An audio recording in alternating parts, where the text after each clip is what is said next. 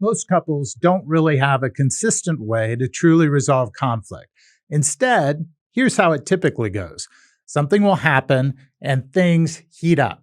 And then after a while, depending on how big the issue is, they become more silent, more distant in their frustration with each other. And then again, after a while, they come back together. After all, they have a household to run, their kids to raise, and they come back together like everything is fine, but they've not resolved anything. They've just brushed it under the rug. Today, we're going to share with you 3 principles for truly resolving conflict. The first principle is that timing matters. So when you're in the heat of the moment, that's not the time to try to resolve the conflict. Really, when you just want to be right, you want to win and you're sure you're right. And so you want to keep going even when it's destructive to the relationship. Right. Yes. It's so tempting that that's when we want to try to resolve it. But brain science tells us that's the absolutely worst time to try to resolve conflict is when we're heated emotionally. Because when we're in our emotional brain, when we're highly emotional, we can't think logically or rationally. It's physiologically impossible. So we want to get to the place where our brain has cooled down so we're able to address things in a rational and logical way, in a calm way.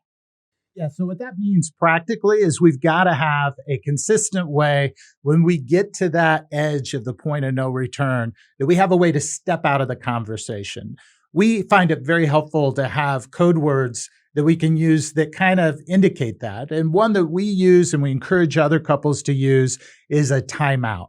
And so you get to that moment where things are really heated and you say, look, I need a timeout because this is not going anywhere productive at all. Yeah, and timeouts aren't easy. They really aren't. But we have to know that if you don't take that time out, things are just going to spiral and get worse and worse.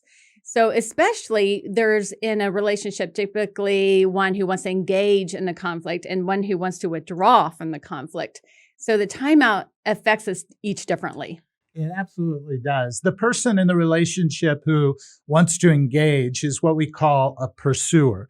And so the pursuer really wants connection. And when there's conflict, as you can imagine, that connection is broken. And so in our relationship, I'm the pursuer. And man, when we get to that moment and you say, I think we need a timeout, there's a part of me that wants to just keep on going. And so one of the key principles of using a timeout is you've got to respect the timeout. You can't continue to follow the person around the house from room to room because you still want to talk about it, even though the timeout's been called.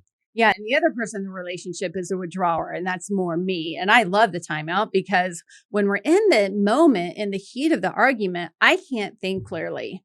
I need a time just to really gather my thoughts and figure out why I'm so upset and what about it is making me angry or upset. So that timeout is good. But with a pursuer, you have to know that they're really anxious during that timeout time. So we have to talk about a time that we're going to come back and address it. So you can say, I need a timeout. Let's talk about it after the kids are in bed tonight. And that'll help really settle the pursuer down. Yeah, it absolutely does. It's so helpful to know that we are, in fact, going to come back to this. So if you find yourself in that place of the point of no return, calling a timeout is a great way to be able to take a step back and be able to come back later when dealing and working through this conflict will actually be productive.